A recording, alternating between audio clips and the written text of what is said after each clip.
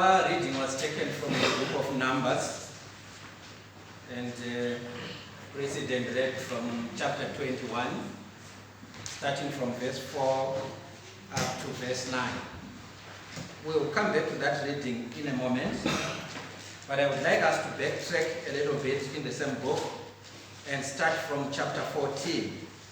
Then we are going to come back to the reading after having put in some information together that will help us understand what is happening. A few weeks ago, I was standing here and I actually had something that I was showing on PowerPoint, and I was talking about grace of God and mercy of God. And I remember saying grace, mercy basically is to forgive somebody who deserve to be persecuted because of what they have done. But grace takes a step further. It does not only forgive, but it goes further and even rewards somebody who deserves to die. So mercy is just to forgive somebody and you forget about their wrongdoing. But grace is to go a step further and even reward them. Instead of them dying, you actually reward them. And I was talking about that, trying to bring a point to us all that God is so gracious, because there are so many things that He has done in the Bible, so many things that He is going to do to us also, that actually shows that God is very gracious. I had actually divided that series of grace and mercy of God into three. So one installment has already been done. Today I want us to look at something else. Then I hope not in a long time to come, I'm actually going to finish that. What I'm going to be doing then in the last is to try and tie everything together so that we are going to understand, as people who are living today, like what Brother Mark was saying just now, that we are the Christians today. How do we tie into this whole picture of God's grace? How do we come into that picture? How are we saved? Where does salvation come from? But today, we don't want to do that. We still want to deal with the children of Israel, who are the people of God in the Old Testament. And we are always said to be the spiritual Israel of today, because we are the people of God today. So we talked about grace and mercy and what it does. Today, I want us to see what it did to the children of Israel. Then, in my last installment, we are going to see what it does to you and to me, and how can we access that grace. I hope and trust that all of us are going to be there on the day that we are going to be summing it up. But I've actually asked you to go back to chapter 14 of the book of Numbers. By this time, the children of Israel have left Egypt, where they are supposed to be going all the way to the promised land. They are actually being led by Moses, and God is actually leading them through Moses. So when we come to chapter 14, if we read from verse 20, God is saying something to Moses from verse 20 there. And he actually says in verse 20, "Then the Lord said, I have pardoned according to your word. But truly, as I live, and as all the earth shall be filled with the glory of the Lord, none of the men who have seen my glory and my signs that I did in Egypt and in the wilderness, and yet ye have put me to the test these 10 times, and they have not obeyed my voice." I want to highlight the statement which says, "They have tested me these 10 times." If you were with us this morning, we were actually looking, in fact, we are actually, incidentally, we are actually starting in the morning from the book of Numbers. So this morning we were actually talking about how important the timeline of the children of Israel is for us to understand the Bible easily. So if we go back and start the timeline is actually going to tell us that by this time, when God is saying these things, the children of Israel have just been out of Egypt for barely 2 years. It's before 2 years. But within that short period of time, God is already complaining, and He is saying for the past 10 times, they have actually disobeyed me. So if we are going to use that as our base, and we say from chapter 20 of the book of Numbers, God has already told us that between the time they left Egypt and until this time that they are wandering in the wilderness, God is already alluding to the fact that they've already disobeyed him 10 times. So if we use that as our base, we say, okay, they've already disobeyed God for 10 times. Let's count from there up to the time that we get to that chapter and see how many more times they are actually going to add to 10. So if we move on, while we are still there in chapter 14, and we move to chapter 39, we actually know that God had actually promised them that they were going to inherit the promised land. Moses sent the spies to go into the land to spy on the land. When they came back, they gave a wrong report. Actually, the report was not wrong per se. The report was correct. But the part of the report was to discourage people from going there, because they said we cannot go there and defeat the Anakims who live in there. They are giants and we are like grasshoppers. So the whole congregation of Israel was discouraged. And they said, so we are not going to go in there. God was not happy about that, because they had actually forgotten that God was going to be fighting for them. They were not going to be fighting their own battle. So when they did that, God was not happy. So God was saying he was going to punish them. But after that had happened, from about verse 39, they then said, we are now going to go, even against God's will. Okay, now we are going to go and occupy the land of Canaan. The land they initially said they could not occupy. They are now saying we are going to go in there and occupy the land. That is still in chapter 14, from about verse 39. Moses actually said to them, you should not go, because God is not in your mission. If you go, you are going to be defeated. They said, we are going to go nevertheless. They went, they were defeated, and they came back. You can actually use that as your 11th time that they actually disobeyed God. God has already said they've disobeyed him 10 times from the time they left Egypt until this time. Already they've disobeyed him for the 11th time, still there in chapter 14. When we go to chapter 15, while we are in chapter 15, we are actually going to see from about verse 32 to about verse 36, we are going to discover that there's a man that is going to break God's law. God's law was to keep the Sabbath holy. This man is not going to keep the Sabbath holy. He is going to be found working on the day of the Sabbath. In fact, he was actually picking some firewood on the day of the Sabbath. And what happened there, people stoned him and he died. You can actually count that as the 12th time that the law of God is still not being obeyed while these people were in the wilderness. If we go into chapter 16 of the book of Numbers, we are going to have some men that are going to be introduced to us in that chapter. Their names were Korah, the other one was called Dathan, and the other man was called Abiram. And these men are going to challenge Moses. They are going to challenge the authority of God that was vested into Moses. And they are going to say to Moses, we are also Levites, the same as you. What do you think you are? Why do you think you can actually go around and giving instructions every time?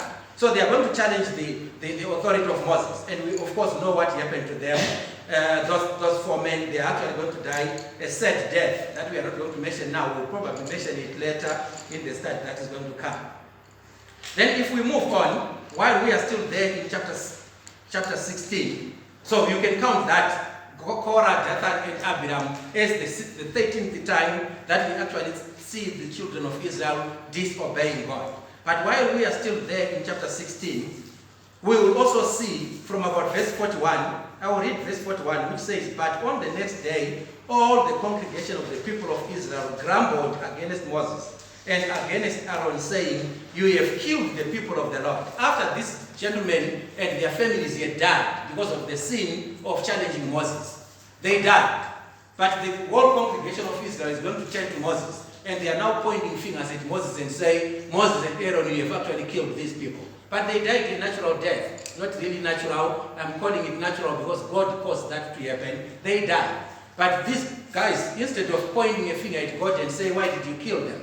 They are actually siding with those who have died because of their sin, and they are saying to Moses and Aaron, you are the one who caused that. You can also, in fact, it's mentioned that they grumbled against Moses and against Aaron. So if you grumble against Moses and against Aaron, it's as good as you were grumbling against God at the time. So you can count that as the 14th time. If we are using what God has already said to be the 10th time, they had already disobeyed him. If we move on, in chapter 18, we are actually going to discover that, not really chapter 18, let's move into chapter 19 before we can go to where we want to go to. And we also see some laws that are actually going to be given in chapter 19. But what I want is us to go into chapter 20 to see the 15th time that these guys are going to disobey God.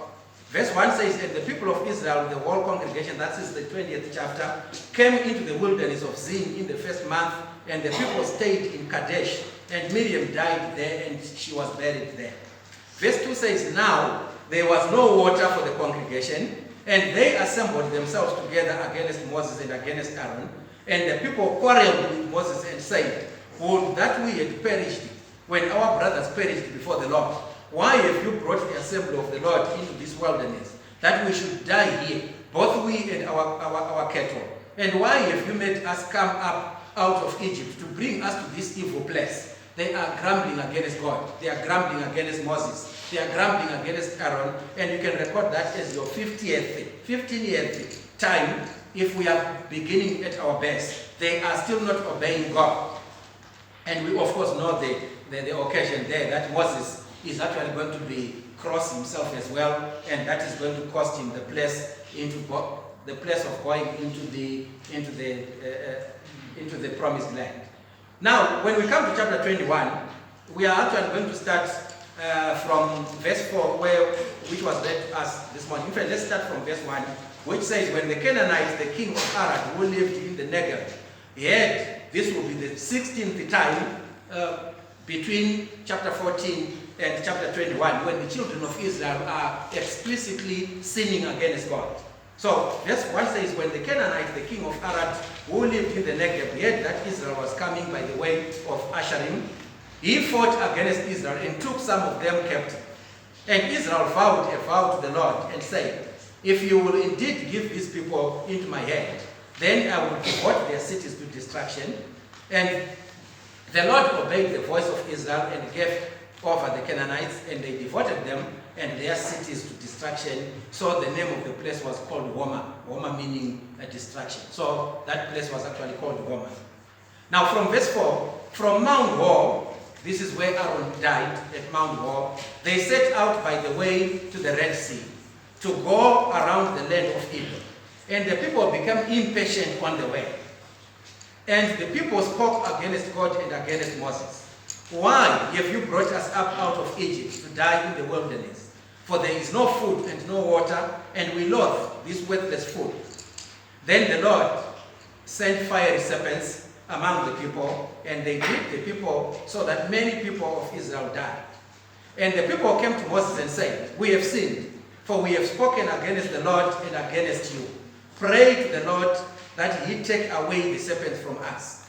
So Moses prayed for the people, and the Lord said to Moses, make a fiery serpent and set it on a pole, and everyone who is bitten when he sees it shall live.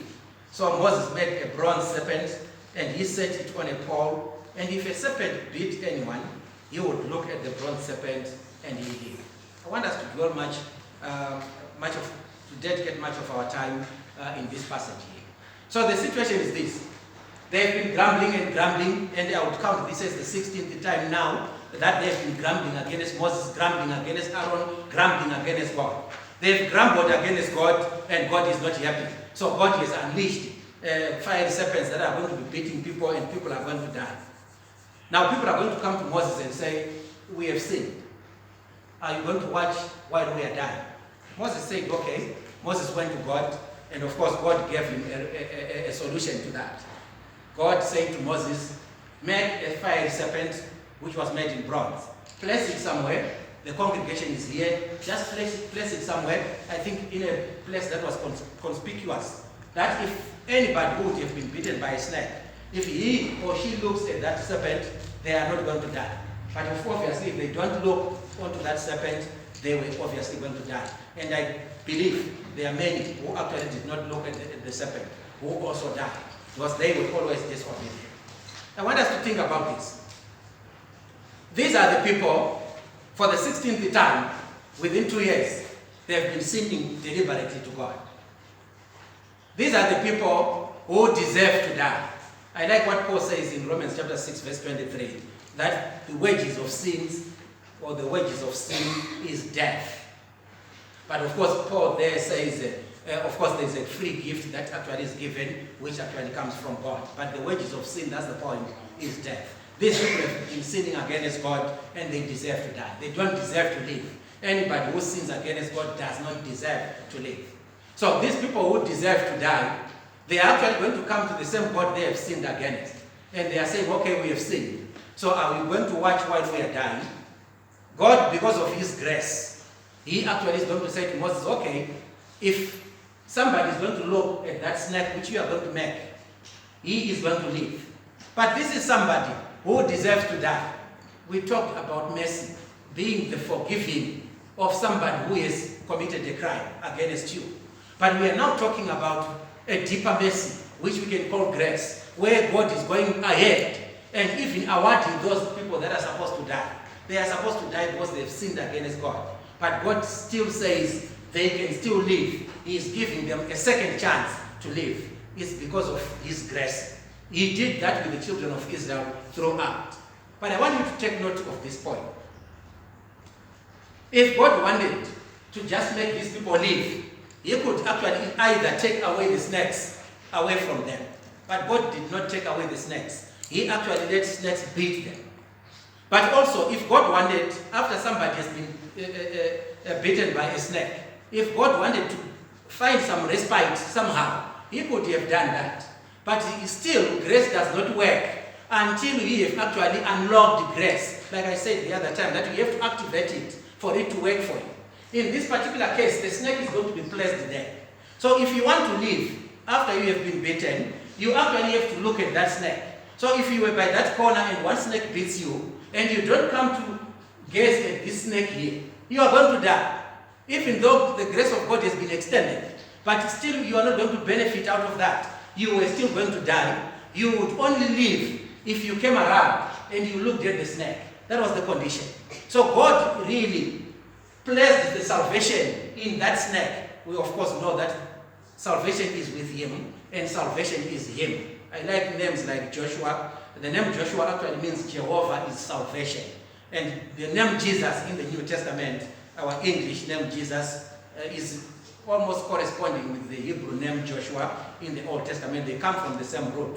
And they actually mean, those names mean Jehovah is salvation. Salvation is Jehovah himself. However, in this particular instance, he actually took his salvation and he placed it in the bronze serpent. That whoever is going to look at that serpent, he is going to live.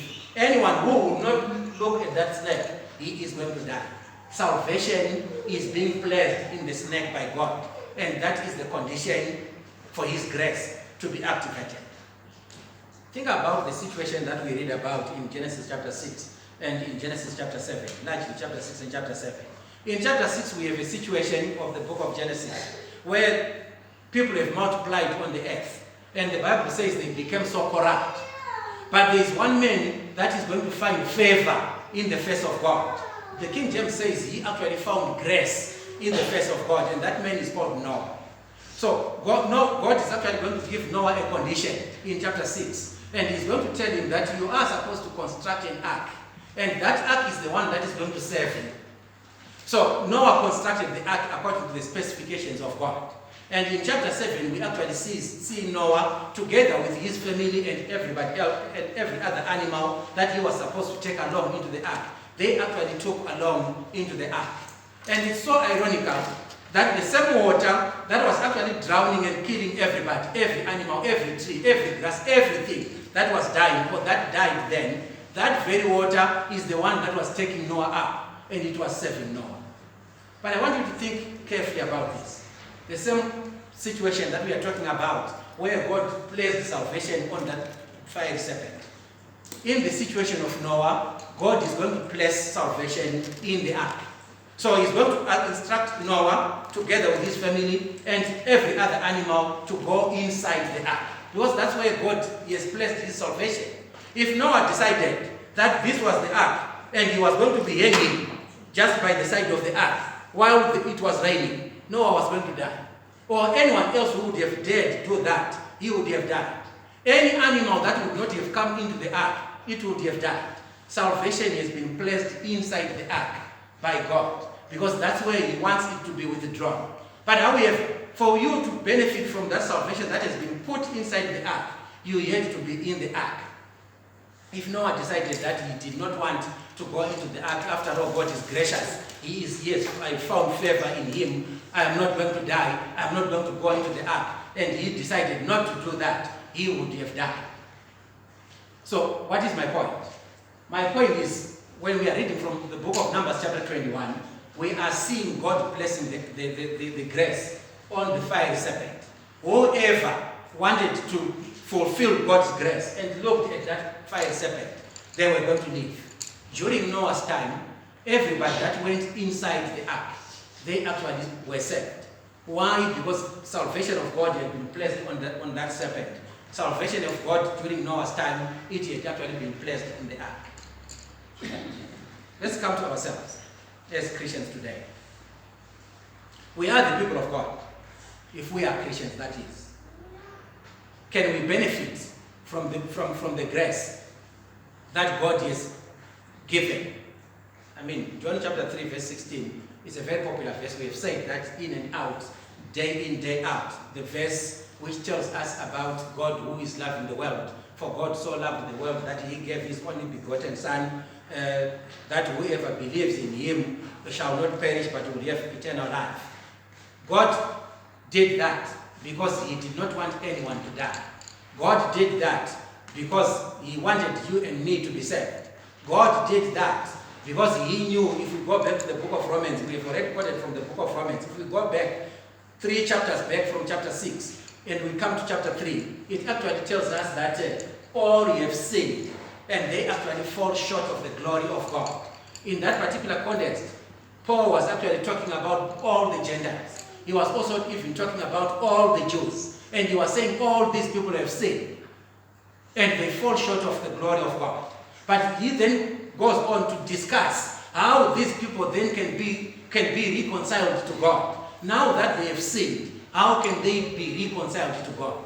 Jews sinned while they were in the wilderness, and they actually had a sin. And we have also quoted from Isaiah chapter 59 the other time, that Isaiah was actually telling them that God is not, his hand is not short, neither is his ear dull, that he can't hear you. But it's the sin that you have put between him and yourselves that actually causes God to move away, that causes God to look away from you. If you remove that sin that is between yourselves and God, God is going to hear you, and his grace is going to work. These people sinned while they were in the wilderness. When they went back to God and they cried, God gave them a reprieve. And the reprieve that he gave them, he placed a condition for them to fulfill. If you wanted to live, you have to fulfill that condition, and the condition was to look at a snake. What was in that snake? Why should I look at that snake?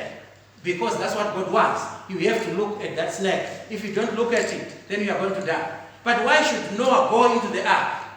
If God wanted him just to float on top of the water for those 110, 120 days that you were in there, he could still float on the water.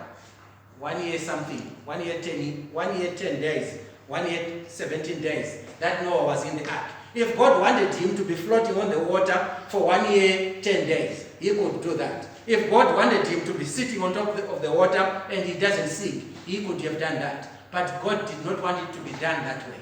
He wanted it to be done specifically according to his own will. And what was his will? His will was for him to build an ark according to God's specifications. All the measurements, everything were supposed to be according to God. But he was given the specific tree that he was supposed to use. He could not choose whatever tree he wanted. He was supposed to use a gopher tree. If Noah obeyed that, and he made an ark, this big boat, out of a gopher tree.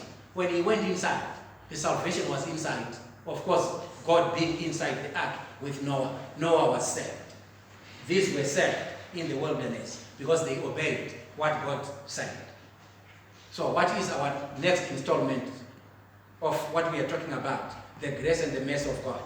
Our next installment will be looking at how then can we be like these people during their time of the wilderness? How can we be like Noah in Genesis chapter 7, who actually benefited by building the ark? Ourselves as Christians, God is not going to make a serpent for us to look at so that we can be healed of our sins. God is not going to come and ask us to make an ark of gopher wood for us to be saved. How is God going to save us then? Now that Jehovah is salvation, and we are actually looking for his salvation, how are we going to access that salvation? Those are some of the questions that we are going to try and answer in our next installment, which I hope is not going to be very far away from now. We are going to be looking at that. As Christians, what should we do? Where is salvation today? Where did God place salvation? Because we have to be where salvation has been placed. Otherwise, if we are everywhere else where salvation is not, we are not going to be saved. Where is salvation for the Christians? Where is salvation for the spiritual Israel today? Where is salvation for the people of God today? Certainly it's not in the ark, like during Noah's time. Certainly it's not in that serpent, like those people in the wilderness. But where is it? That's what we want to discover when we actually come and get that time again. We hope and trust that God is going to help us. What we are trying to do is for us to see that even though we deserve to die, even though they deserved to die, even though they deserve to die, they did not die. Those who took instructions from God did not die. Do we also deserve to die? Yes, we do deserve to die because we sin and we have sinned against God. But now, God is giving us a second chance. He has placed his salvation somewhere. And where is that salvation for us all to benefit from it? Let's make a date for that time when we are going to try and conclude this series of grace on that particular day. I don't know which day that will be, but I just hope it's going to be soon. Thank you very much for following the argument that we are putting forward.